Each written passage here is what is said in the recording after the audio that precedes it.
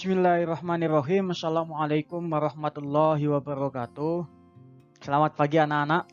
Bagaimana kabarnya hari ini? Semoga tetap sehat selalu dan tetap jaga semangatnya, jaga kesehatannya agar tetap bisa belajar walaupun secara daring. Pembelajaran PPKN kali ini masih tetap pada bab 1 tentang kedudukan dan fungsi Pancasila.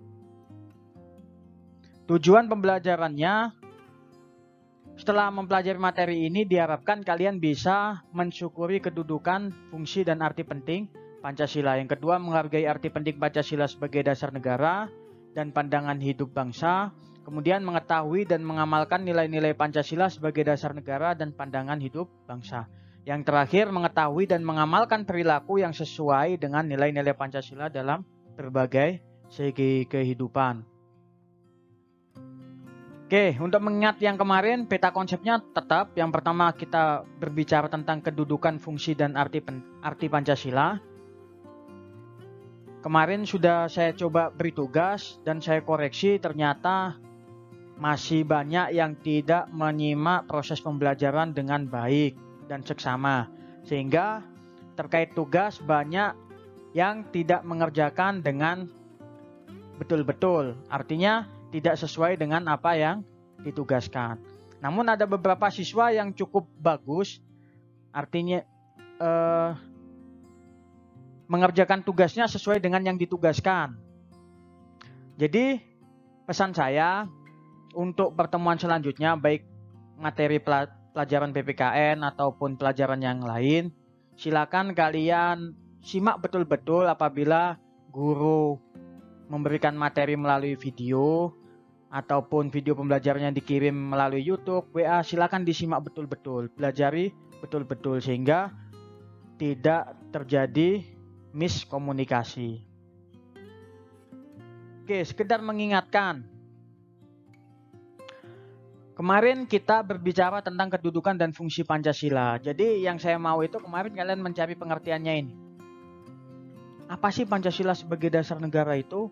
Apa Pancasila sebagai pandangan hidup bangsa? Itu yang maunya saya. Tapi ada beberapa siswa itu yang tidak nyambung ya.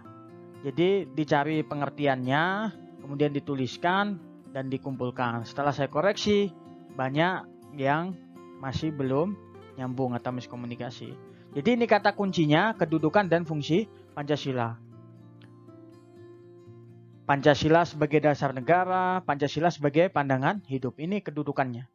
Ini paling utamanya ada 2 ini. Fungsinya ada 7. Mulai dari Pancasila sebagai jiwa bangsa Indonesia, Pancasila sebagai kepribadian bangsa, Pancasila sebagai sumber dari segala sumber hukum, Pancasila sebagai perjanjian luhur bangsa Indonesia, Pancasila sebagai cita-cita dan tujuan bangsa Indonesia. Yang keenam, Pancasila sebagai satu-satunya asas dalam kehidupan berbangsa dan bernegara. Dan yang terakhir, Pancasila sebagai moral pembangunan. Jadi ini kata kuncinya, kedudukannya ada 2, Pancasila sebagai dasar negara dan Pancasila sebagai pandangan hidup, fungsinya ada 7. Jadi ini yang perlu dipahami, ini kata kuncinya, mind mappingnya begini. Jadi kalau kalian ingat ini, pasti ingat materi ini. Kita bahas satu-satu. Pertama, kedudukan Pancasila. Pancasila sebagai dasar negara, artinya adalah Pancasila itu menjadi suatu norma dasar atau kaidah negara yang fundamental.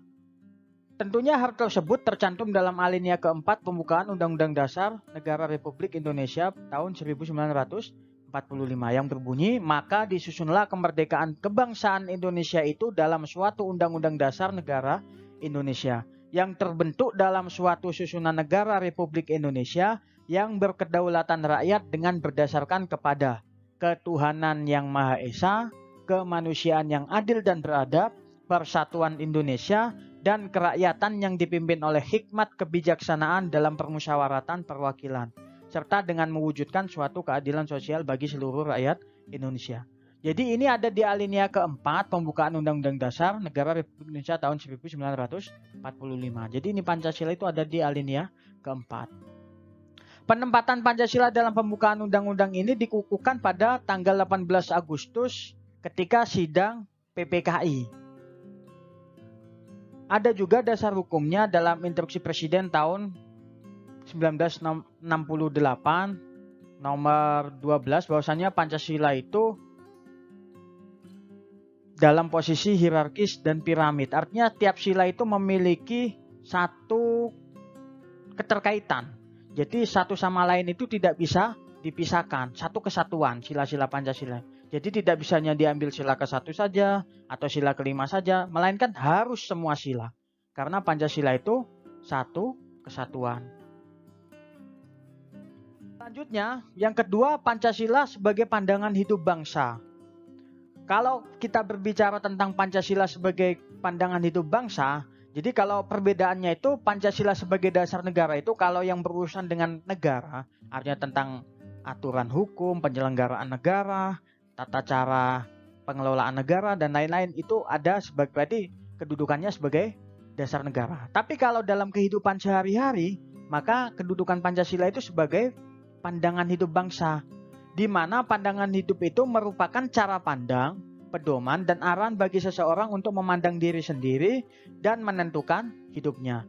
Pancasila sebagai pandangan hidup juga merupakan sari dari nilai-nilai yang dimiliki oleh suatu bangsa yang digunakan untuk memecahkan berbagai persoalan dalam pengaturan kehidupan masyarakat dan ketatanegaraannya, baik urusan dalam negeri maupun luar negeri.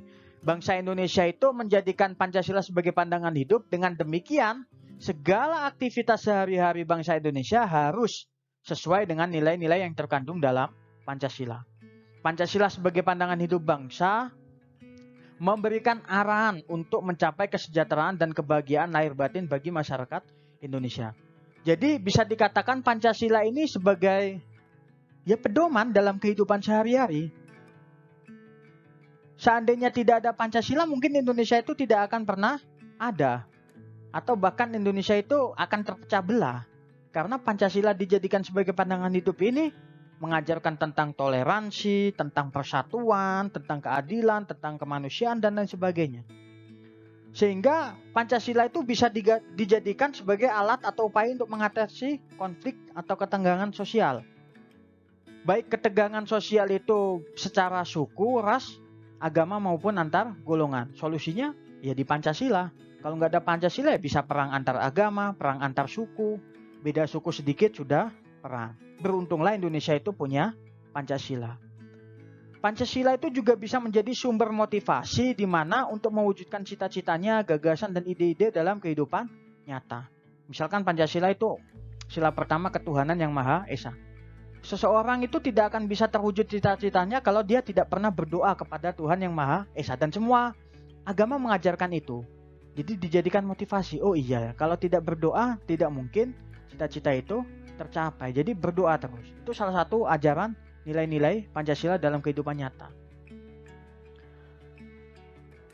Jadi menjadi jawaban untuk menghadapi perkembangan global juga. Misalkan Indonesia mengirimkan pasukan perdamaian, itu atas dasar Pancasila.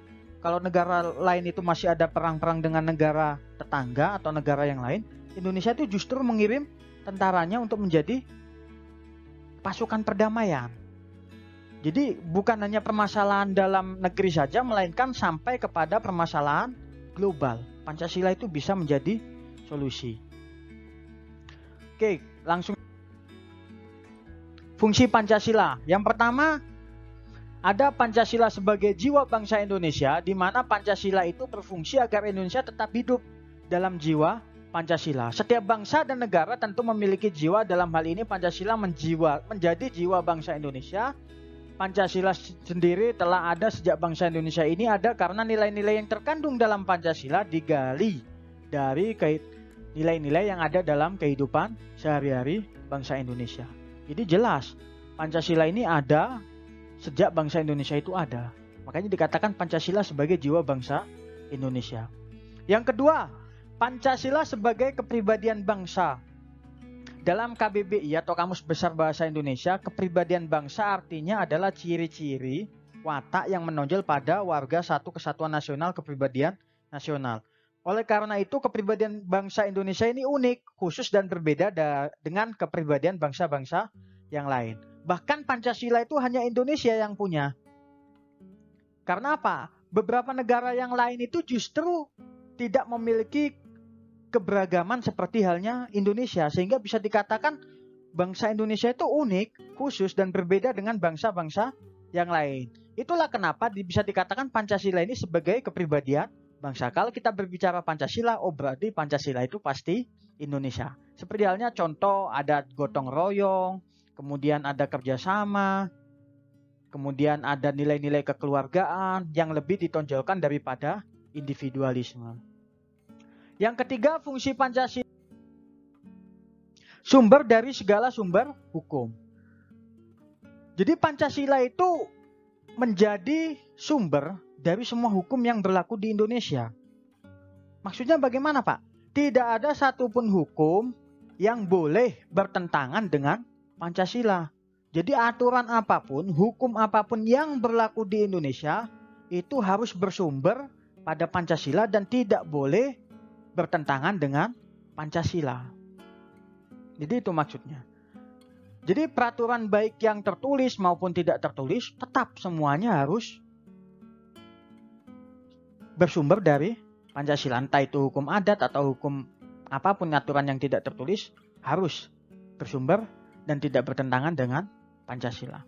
Yang keempat, Pancasila sebagai perjanjian luhur rakyat atau bangsa Indonesia. Pancasila sebagai perjanjian luhur ini karena memang Pancasila itu kan sebagai atau berdirinya itu berdasarkan perjanjian yang disepakati bersama oleh seluruh rakyat Indonesia yang diwakili oleh tokoh-tokoh pendiri bangsa Indonesia, baik di PPUPKI maupun di PPKI, itu yang sudah mewakili seluruh rakyat Indonesia dan dijaga kelestariannya sampai sekarang. Jadi perjanjian itu tidak rusak atau bahkan tidak dirusak, sehingga tetap menjadi perjanjian sampai saat ini. Karena memang Pancasila itu dibentuk atas dasar kesepakatan bersama, bukan atas kesepakatan penguasa atau satu golongan saja, tapi atas dasar kesepakatan bersama. Makanya bisa dikatakan fungsi Pancasila itu sebagai perjanjian luhur bangsa. Nah, Pancasila sebagai cita-cita dan tujuan bangsa Indonesia. Jelas, Pancasila sebagai cita-cita bangsa Indonesia memiliki fungsi yaitu untuk mewujudkan bangsa yang merdeka, bersatu, berdaulat, adil, dan makmur. Jadi cita-cita negara Indonesia itu ada di alinea kedua pembukaan Undang-Undang Dasar 1945. Jadi merdeka, bersatu, berdaulat, adil, dan makmur itu memang sesuai dengan nilai-nilai Pancasila. Kemudian tujuan bangsa Indonesia itu ada di alinea keempat, di mana dimulai dari melindungi segenap bangsa Indonesia sampai perdamaian abadi dan keadilan sosial, atau memajukan kesejahteraan umum, mencerdaskan kehidupan bangsa, dan melaksanakan ketertiban dunia. Jadi ini sudah dipelajari di kelas 1 waktu itu, tentang cita-cita dan tujuan negara Indonesia. Yang keenam, Pancasila sebagai satu-satunya asas dalam kehidupan berbangsa dan bernegara. Jadi kalau kita hidup di Indonesia, ya harus taat dan patuh pada nilai-nilai Pancasila. Karena Pancasila itu sebagai satu-satunya asas dalam kehidupan berbangsa dan bernegara. Jadi kalau kita ambil contoh dalam kehidupan sehari-hari, misalkan kita punya tetangga yang berbeda agama, berbeda suku, ya kita harus menghormati. Karena apa? Itu sesuai dengan nilai-nilai Pancasila. Kalau kita tidak menghormati seseorang di sekitar kita yang berbeda, baik suku, agama maupun rasnya, sama dengan kita bertentangan dengan Pancasila. Jadi itu sebagai sesuatu konsekuensi yang memang harus kita jalankan. Dan ini bukan sesuatu yang buruk, bahkan sesuatu yang amat sangat baik. Yang terakhir yaitu Pancasila sebagai moral pembangunan, di mana semua pembangunan di Indonesia, pembangunan moral, pembangunan yang lain-lain, itu dijadikan tolok ukurnya adalah Pancasila. Oh, jadi misalkan membangun di daerah sini, kemudian membangun di daerah yang lain, itu disesuaikan dengan Pancasila. Maksudnya bagaimana, Pak? Ya tidak pilih kasih, artinya adil dan memang untuk tujuan bersama. Tidak ada tujuan untuk golongan tertentu atau hanya untuk golongan sini. Oh, saya mau bangun ini karena kemarin mendukung saya, bukan seperti itu, tapi semuanya merata. Selagi itu masih wilayah Indonesia dan kemudian masih ada masyarakat Indonesia, disitulah semuanya harus merata, tidak pilih kasih. Dan ini karena Indonesia itu amat sangat luas, masih butuh proses dalam pelaksanaannya. Saja yang bisa saya sampaikan. Kemudian saya cuma mau mengingatkan untuk yang belum mengumpulkan tugas, silakan masih saya tunggu tugasnya untuk segera dikumpulkan. Biar kalian paling tidak ada bukti bahwasanya kalian sudah mengikuti pembelajaran dengan baik. Untuk minggu ini tidak ada tugas dulu, tapi tugasnya yaitu membaca materi PPKN atau pembelajaran untuk selanjutnya, yaitu tentang arti penting Pancasila sebagai dasar negara dan Pancasila sebagai pandangan hidup bangsa. Silakan dibaca tentang arti penting Pancasila sebagai Pancasila sebagai dasar negara dan Pancasila sebagai pandangan hidup bangsa. Dibaca di bukunya, tidak usah ditulis di kertas ulangan karena bukan tugas. Tapi kalau kalian ketika membaca menemukan pertanyaan yang tidak dimengerti, silakan bisa dikirimkan ke wali kelas atau langsung kirim pertanyaan tersebut ke saya untuk saya bahas pada pertemuan selanjutnya. Cukup sekian dari saya akhiri, kurang lebihnya mohon maaf. Assalamualaikum warahmatullahi wabarakatuh.